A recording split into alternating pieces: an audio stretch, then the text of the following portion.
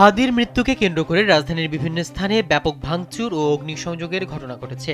এর ধারাবাহিকতায় গতকাল মধ্যরাতে বিক্ষুব্ধ জনতা ধানমন্ডিতে অবস্থিত সাংস্কৃতিক প্রতিষ্ঠান ছায়ানট ভবনে প্রবেশ করে তাণ্ডব চালায়। বিষয়টি নিশ্চিত করে ধানমন্ডি থানার ভারপ্রাপ্ত কর্মকর্তা মোহাম্মদ সাইফুল ইসলাম জানান, একদল হামলাকারী রাতের কোনো এক সময় ভবনটিতে অতর্কিত প্রবেশ করে হামলা চালায়। তারা ভবনের ভেতরে ঢুকে বিভিন্ন আসবাবপত্র, দরজা, জানালা এবং গুরুত্বপূর্ণ স্থাপনা ভাঙচুর করে।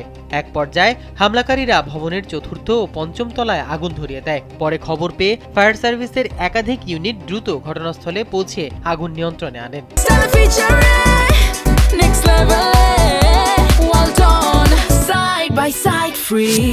এর আগে বৃহস্পতিবার রাত 12টার দিকে কয়েকশো বিক্ষুব্ধ ব্যক্তি প্রথমে প্রথম আলো, পরে দ্য ডেইলি স্টার পত্রিকার অফিসে হামলা চালায়। হামলার সময় দুটি পত্রিকার একাধিক সাংবাদিক ভবনের ভেতরে আটকা পড়েন। পরে সেনাবাহিনী, পুলিশ ও বিজিবি সদস্যরা ঘটনাস্থলে পৌঁছে পরিস্থিতি নিয়ন্ত্রণে আনে।